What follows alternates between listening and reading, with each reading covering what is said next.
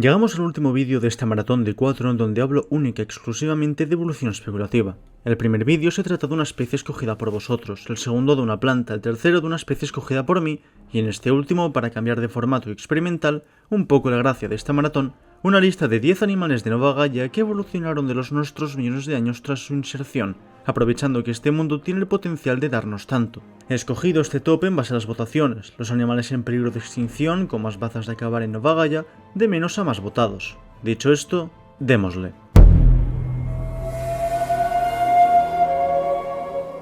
El león africano o Panthera leo es el animal que más hemos visto sin siquiera tener un vídeo propio en este canal, dato curioso. Siendo el primero, empecemos con algo no muy ambicioso. Los leones actuales viven en sistemas de manadas en donde el macho más fuerte domina sobre las demás integrantes de la familia. Las leonas, la mayoría, no obstante, son quienes se encargan de cazar. Cuando un león adulto se desarrolla por completo, toma el poder de su antecesor y acaba con la vida de las crías de los demás leones de la manada. De hecho, cuando un león se vuelve viejo, se le abandona a su suerte. Suelen cazar en grupo aprovechando migraciones mediante emboscadas. En el caso de Nova Gaia, 5 millones de años en el futuro, en las sabanas del sur de la columna, el continente principal, evoluciona el Savannensis solum. Estos vagarían por las planicies lugar cazando. A diferencia de los leones modernos, esta estirpe pasaría una vida solitaria, en donde anualmente se reunirían en ciertos puntos. Por cada león que naciera, 5 leonas venían al mundo. Por lo que, y aprovechando esta naturaleza de cazadoras que tenían de antes, las leonas competirían entre ellas por los machos, algo inédito en los mamíferos. El casuario es un ave habitante de Papúa Nueva Guinea muy territorial y agresivo, pudiendo matar humanos con relativa facilidad. Subamos un poco el listón, aunque de momento no mucho. En Nova Gaia, 8 millones de años tras ser introducidas al parque natural, si buscamos a uno de sus descendientes, podemos ver al Callisaurus monachus, un ser enorme que se alimenta de las hojas de los árboles y de sus frutas. Este habitaría las selvas del continente de Mal, y aunque abandonaría su estilo de vida territorial, solo un depredador podía darle un mínimo de problemas, el Neosaurus godzillophysis. Este Callisaurus, no obstante, fue descrito, más bien discernido de su anterior género, algo que nunca está exento de debates, unos 350.000 años antes que el Neosaurus, iniciando el denominado renacer de los dinosaurios, un evento en el que en el continente de Mal, diversos saurópsidos dominarían sobre todo los sinápsidos y demás vertebrados, dándose lugar a una megafauna bastante diversa y, según por donde se mire, asemejándose a la época de los dinosaurios. Así que en futuros vídeos, si algún ser de aquí aparece, no os sorprendáis de ver por doquier el sufijo saurus. El harpía o águila arpía es una de las aves rapaces más grandes y fuertes de nuestro mundo moderno. Dado la caza, su población pasó de estar presente en el sur de Norteamérica y en Sudamérica a poder ser vista con facilidad únicamente en Sudamérica. Con el tiempo la situación empeoraría, cosa que impulsaría a ser llevada a Nova Gaia. 10 millones de años después de ser introducido, el águila arpía deviene el ave rapaz por excelencia de los cielos de toda la columna. No obstante, uno a destacar sería el Dracus lapensis, con una envergadura de 9 metros, rozando el Quetzalcoatlus. No requirió de ser tan esbelto gracias a la menor gravedad, aunque tampoco tanto, no nos flipemos. Cazaría animales que vagasen por los picos de las montañas y sierras de los picos occidentales. En caso de querer atrapar a un ser que estuviese en un lugar un poco más angosto, primero desrozaría y lo atraparía, persiguiéndolo teniendo que pelear contra él. No sería del todo beneficioso acosar a su presa volando, ya que sería muy costoso energéticamente. Su nido, en donde dormiría, desovaría y estructura que usarían los machos para sorprender a las hembras, que se verían arrastrados a arrastrar por tierra en lo alto de las montañas. No habría demasiadas cuevas en las que cupiesen del todo.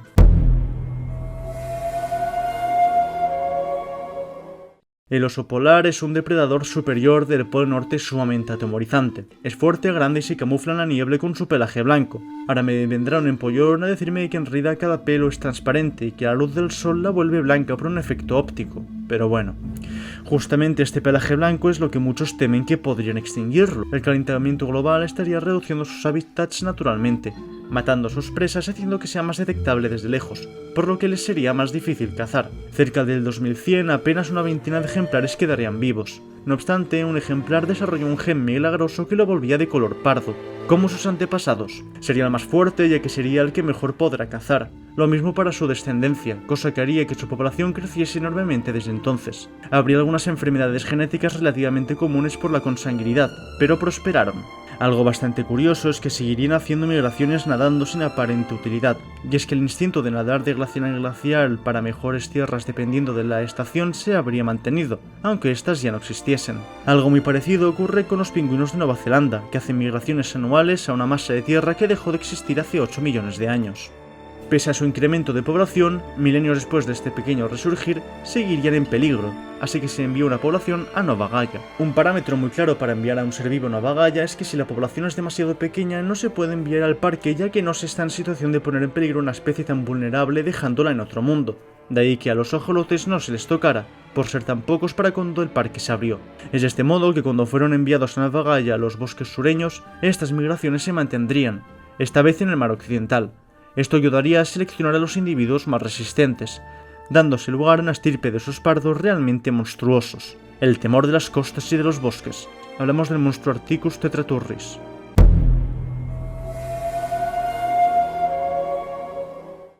Pasando a un animal algo más simpático, tenemos a la foca monje hawaiana o Neomonachus shawinslandi. Esta a día de hoy está en peligro por la actividad humana, algo que no ayuda al hecho de que habita solo en el noreste de las islas de Hawái, un área bastante reducida para un mamífero así. Muchos la darían por muerta, pero algunos individuos quedaban para cuando el parque se creó. Aquí se lo pasaron pipa, diversificándose en docenas de especies por todos los mares ecuatoriales de este mundo que a lo mejor un día iría bien tocar. No obstante, si vamos a 10 millones en el futuro, veremos que evolucionan en el Cranidelphinus globiforamus. Estos se adaptarían a vivir única y exclusivamente en el agua, saliendo al aire solo para respirar. Su capacidad cardiopulmonar se incrementaría altamente al mismo tiempo que su resistencia a altas presiones, por lo que podría inmiscuirse a regiones crepusculares, lugar en el que en grupo atacaría a bancos de Balenophalsus nigrum.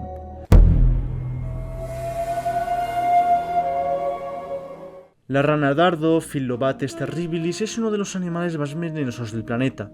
Son oriundos de las selvas colombianas y vienen en muchos colores, yendo de azul-negro, azul-amarillo, naranja-negro-azul, rojo. Justamente sería este último morfotipo el único que sobreviviría para cuando Nova Gaia abriese, al ser el que más les gritaba a sus depredadores que era venenoso con sus colores, contrastando de hecho con las hojas verdes. La reducción de su hábitat por mano humana los mermó sumamente, por lo que fueron enviados al continente de Mal, la única región selvática sin contar el gran archipiélago. Si veamos 8 millones de años tras su introducción, veremos que no han evolucionado mucho. Un poco sí, de ahí que pasasen a llamarse Phyllobates medicamentum. No obstante, el Calisaurus los ingeriría. La mayoría de animales morirían con estos, pero ellos habían desarrollado una enzima que les permitía no morir, pero sí aumentar sus niveles de dopamina y alterar su comportamiento a uno más activo e inofensivo. Básicamente, como hacen algunos delfines con el veneno de peces globos, se drogan con ellos, aprovechando los poquísimos nutrientes que pudiesen otorgarle mientras pasan un buen rato de paso. La iguana de mar, o Amblyrhynchus cristatus, habita en las Islas Galápagos, en donde el padre de la teoría de la evolución, Charles Darwin, fue en uno de sus viajes para estudiar la flora y fauna del lugar, un emplazamiento clave para el desarrollo de su trabajo dado el aislamiento que tenía y que indirectamente dio lugar a gran parte del contenido de este canal. Desgraciadamente, gran parte de la flora y fauna de este lugar están en peligro, como la tortuga de los Galápagos, el pingüino de los Galápagos y eventualmente a la iguana de mar. Es de este modo que se decidió enviársela a Nova Gaia. Ya hoy en día ha desarrollado una capacidad de natación increíble, por lo que cuando se le dejó en las costas del gran archipiélago no hicieron otra cosa que no fue inmiscuirse en las aguas, diversificándose tremendamente. En la historia de la Tierra ya muchos estirpes de reptiles han evolucionado en peces. Recordemos que no es un término formal y que se puede usar tanto para tiburones y truchas como para ballenas e ictosaurios. Esta pues no sería la excepción y si viajamos... superemos nuestros límites. 15 millones de años tras su introducción, veremos que en las costas de la columna habita el Aquasaurus alumnensis. De las placas de su cola habría desarrollado una más semejante a la de los peces que conocemos. Habría devenido la de su lomo en otra y sus patas también habrían devenido en aletas. Estas, que parecen no tener sentido, están hechas para ayudarles a desplazarse mejor y también están presentes en seres vivos voladores. Este sería el más grande de los iguanocetos, el grupo al que daría lugar la iguana Galápagos y que iría bien tratar en un futuro vídeo. Este se alimentaría de tiburones y demás peces grandes de la zona, aunque algunos seres terrestres que deseen refrescarse también tendrían que cerciorarse de no toparse con uno de ellos. Antaño los elefantes fueron unos seres muy diversos. Aquí os dejo un documental muy interesante sobre el tema. El Oxodonta africanus en particular suele ser cazado por su marfil, valiosísimo en el mercado negro. Esto está haciendo que gradualmente los machos empiecen a perder sus colmillos, ya que no tenerlos son los únicos que no son asesinados por ellos. Para el 2100, eventualmente, no habría elefantes con colmillos. A esto se le llama selección natural, pero su ya mermada población ya estaba generando estragos, dando su lugar a malformaciones dado a la endogamia y a manadas de no más de 3 ejemplares ancianos. Estos seres son muy inteligentes, llegando a desarrollar un periodo de luto después de que alguien de su grupo muera. Cuando llegaron a la sabana de la columna, pues, su población fue mejorando poco a poco y con el tiempo volvieron a esplendor de antaño. Si viajamos unos 7 millones de años en el futuro, en el desierto de la columna, en donde no muchos querrían inmiscuirse, aparece el Hulucius loxacamelus, quienes en grupo de unos 5 ejemplares vagarían en busca de oasis de los que se alimentarían. Sus orejas se harían mucho más extensas para refrigerarse y desarrollarían pestañas largas para protegerse de las partículas de arena, lugares en los que se inmiscuirían a propósito para evadir depredadores. Muchos Yamnaios desertus presentados en mi vídeo de los chimpancés los considerarían seres divinos dado a su majestuosidad y a la costumbre que tenían de proteger a los descendientes de los chimpancés que acabasen allá. Nunca abandonaron su inteligencia.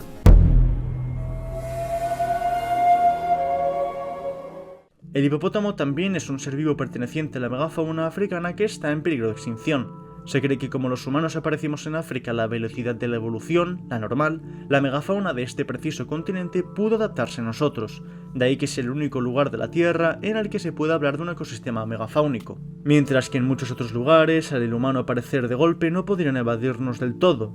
Oceanía, Norteamérica, Sudamérica, Europa, Asia... Los hipopótamos serían un ejemplo perfecto de ello, pudiendo llegar a ser muy agresivos si quieren y uno de los animales que más matan a humanos en África al año pese a ser herbívoros. Dato curioso, el narcotraficante colombiano Pablo Escobar, quien acumuló grandes riquezas, se trajo una población a Colombia para sus terrenos. Con su imperio de los estupefacientes enterrado, estos se zafaron de sus límites y a día de hoy vagan por los ríos de Colombia, generando asombro y estragos al mismo tiempo. Al tener un ambiente semejante al de sus antepasados han podido prosperar con relativo éxito. Hay una película que muestra esto bastante bien, Pepe de Nelson Carlo de los Santos Arias del 2024. Como podréis esperar, pese a darse 2 subespecies por cada continente dado el aislamiento geográfico, tuvieron que ser evacuados a Nova Gaia. Las 2 subespecies, es que este es un puesto doble ya que si vamos 3 millones de años al futuro en el continente de Mal, antes de que los saurópsidos se hiciesen con el dominio total del continente, una competencia eterna entre el Largobucca ornitus y el Columbianus continentis se daría, no siendo extraños sus apoteósicos combates en pantanos, ríos y lagos. Para el último puesto tenemos un animal con mayor puntuación de votos de los que están en peligro de extinción, la tortuga de caparazón blando Opelodiscus sinensis, más conocida como la tortuga que aparece en la serie animada estadounidense de El asombroso mundo de Gumball. Es algo agresiva, pudiendo morder con fuerza mientras saca el cuello a gran velocidad. Y sí, su caparazón no tiene una textura tan robusta como la de sus congéneres. Hoy en día vive en el centro-este de Norteamérica. No obstante, pese a tener una distribución así de amplia, su densidad de población y por ende su población en sí se iría disminuyendo. Finalmente sería transportada a Nova Gaia al continente de Mal, en donde sería el causante principal de la extinción de los Largobucca ornitus y de los colombianos canonidentis. 4 millones de años tras su inserción se devenirían el Galerosaurus hippovorus, no tan grande como ninguno de los 2 mamíferos, pero con un pico, agresividad y fuerza bruta suficientes como para herirles de gravedad, haciéndoles desangrarse o distirpándolos al momento en según qué ocasiones. Técnicamente, al no producir calor por sí mismos, no gastaba tanta energía y por ende no requerían comer tanto, pero estos hipopótamos eran los únicos que les saciaban de verdad. Este sería bastante territorial, quienes tomarían el nicho de los cocodrilos modernos, solo que ahora con un miedo añadido, con más ferocidad e incluso más agresivo. Espero que os haya gustado el vídeo de hoy. La verdad es que estos 4 últimos vídeos me han dado bastante nostalgia. Tal vez el año que viene o años próximos, no lo sé, haga algo parecido. Dicho esto,